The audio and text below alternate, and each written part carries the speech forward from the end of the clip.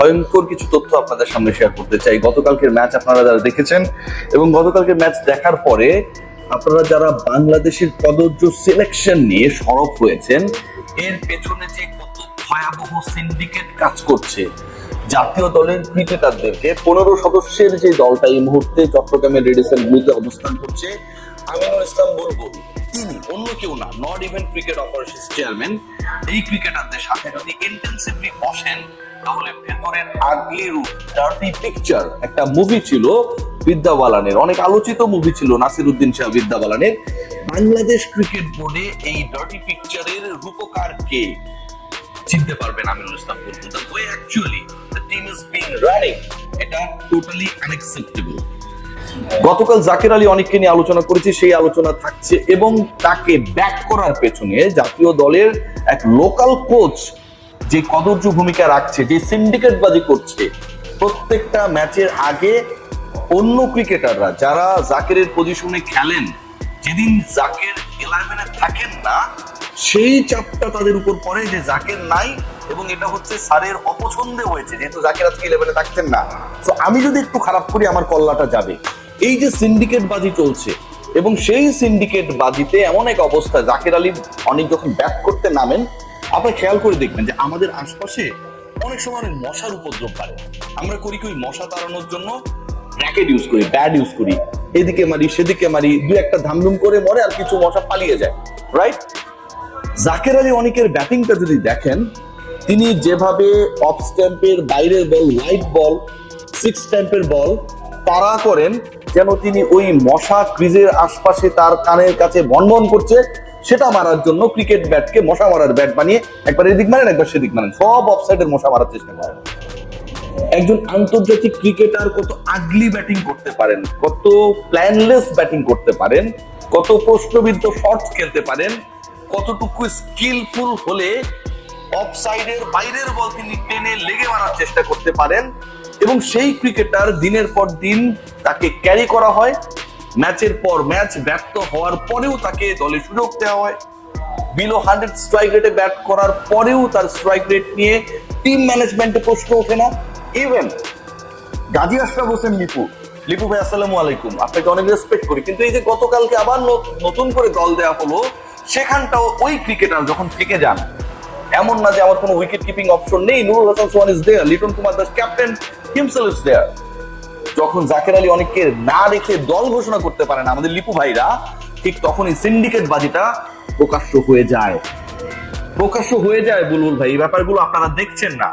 End of the day আপনি যতই মিষ্টি কথা বলেন, যতই সুন্দর কথা বলেন, যতই বিভিন্ন টার্মিনোলজি ইউজ করেন না কেন, টি-20 cricket, test cricket, run out, hit wicket, এই সুন্দর সুন্দর কথাগুলো বলে আপনি যতই আমাদেরকে ইমপ্রেস করুন না কেন, আপনি যতই কোয়ালিফাইড হন না কেন, এন্ড অফ দ্য ডে দল যদি রেজাল্ট না করে, এবং সোশ্যাল মিডিয়া গিয়ে দেখুন যে এই দল যে রেজাল্ট করছে না, এটার পেছনে এই দলকে যারা পরিচর্যা করার দায়িত্বে, তারা এই দলটাকে পানিশমেন্ট করছে, ক্রিকেটারদের পানিশ করছে, সিন্ডিকেট বাজি করছে, তারা দায়ী। আমার কথা ভুলে যান, আপনি সোশ্যাল প্ল্যাটফর্মে গিয়ে দেখুন না, উত্তরটা পেয়ে যাবেন।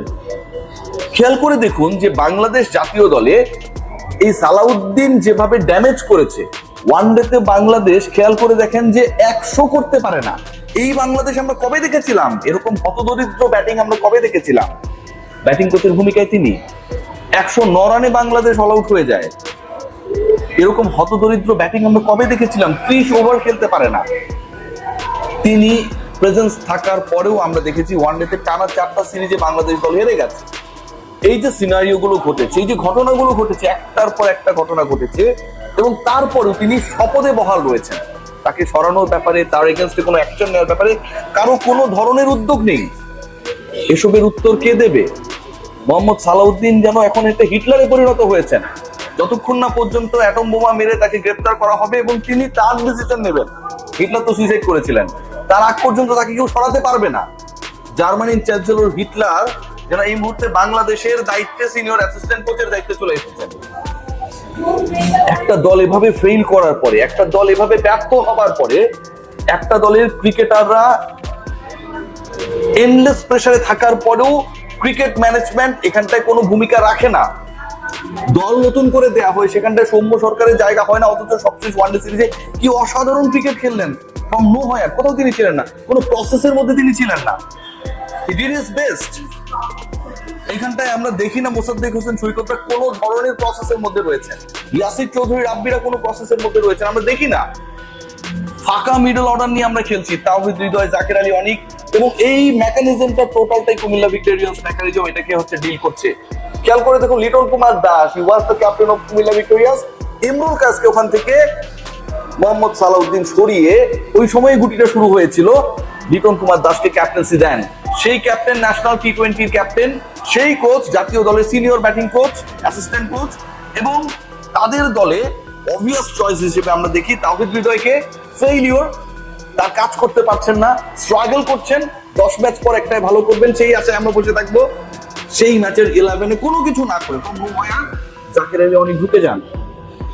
এর থেকে বিরল দৃষ্টান্ত হতে পারে? যেভাবে তিনি অফসাইডে মারবেন না টাইপ খেলা হয়, আমরা 6 সাইড খেলি, আমরা সার্কেল ক্রিকেট খেলি, দেখবেন রাতের বেলায়।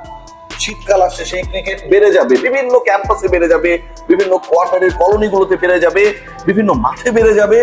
এবং এই টুর্নামেন্টে হয় কি জানেন, যে বল যদি উপর দিয়ে চলে যায় তাহলে আউট, অফসাইডে চলে গেলে যেন ওই যে 6 ভার্সেস 6 খেলা যেটা আমরা খেলি, 6 মারলেই আউট, অফসাইডে মারলেই যেন পুকুর আছে, বঙ্গোপসাগর রয়েছে, বলটা হারিয়ে যাবে, এরপরে নতুন বল নিয়ে জাকেরদের এগেনস্টে বোলিং করতে নামবে ওয়েস্ট ইন্ডিজ, তারা সর্বনাশ হয়ে যাবে। জাতীয় দলে আমার প্রপার কোনো ওপেনিং ব্যাটার আমরা সেট করতে গিয়ে সৌম্য সরকারকে যখন পাই, ঠিক তখন তাকে আমরা, সৌম্যকে তো আপনি 6-7-ও ব্যবহার করতে পারবেন, আমরা এর আগে ব্যবহার করেছি না, সেখানটাও পরিকল্পনায় রাখি না, কারণ আমার জাকেরকে রাখতে হবে। শামীম হোসেন পাটোয়ারি, জাকের আলী অনিক, নুরুল হাসান সোহান, 3 জন স্লগার আমার কেন প্রয়োজন? সোহান থাকার পরেও দেখবেন লিটন কুমার দাস, বাংলাদেশের বেস্ট কিপার থাকার পরেও তিনিই কিপিং করবেন। এবং গতকালকে বাংলাদেশের বোলিং ইনিংসের ভেরি ফার্স্ট বলে তিনি ক্যাচ মিস করেছেন, স্লিপের ক্যাচ নিজেই পাকড়ামি করে ধরতে গেছেন। এই যে ঘটনাগুলো ঘটে, এই ঘটনাগুলো যে ঘটছে, এগুলোর কোনো দায়বদ্ধতা নেই, এগুলো নিয়ে কেউ কথা বলবে না। তানজিদ হাসান তামিম খুব সুন্দর কথা বলে গেছেন যে জাকের আলী অনেকের প্রতি ভরসা ছিল। তানজিদ তামিম যে কথাটা বলেন নাই, মনে মনে গালি দিয়েছেন যে আমি যে প্রেসারে পড়লাম, আমি যে আউট হইলাম, আমার আউট নিয়ে যে সমালোচনা হচ্ছে, এটার মূল কারণ তো আমার পার্টনার 94 স্ট্রাইক রেটে ব্যাট করছিল, আমার ওভাবে উল্টা পাল্টা না মারা ছাড়া হয়েছিল না। কেউ সেই কথা বলে না। শামীম হোসেন পাটোয়ারি ফেইল করেছেন, আউট হয়েছেন, বল হিট করতে গিয়ে আউট হয়ে গেছেন, তাকে নিয়ে সমালোচনা হয়েছে, প্রকাশ্য গ্লোবাল মিডিয়া সেই সমালোচনা এসেছে। অথচ জাকের আলী অনেক ওই সিচুয়েশনে 18 বল 3 ওভার খেলে দিয়েছেন, 17-এর বেশি করতে পারেন নাই। পুকুর আছে দেখে অফসাইডে বল মারেন নাই, সেটা নিয়ে সমালোচনা করার কেউ নাই। ক্যাপ্টেন তখন কোনো কথা বলেন না। বাংলাদেশ দল যেভাবে চলছে, যে সিন্ডিকেটে চলছে, যে ব্ল্যাক ম্যাজিকে চলছে, এটা থেকে এটাকে বের করবে কে?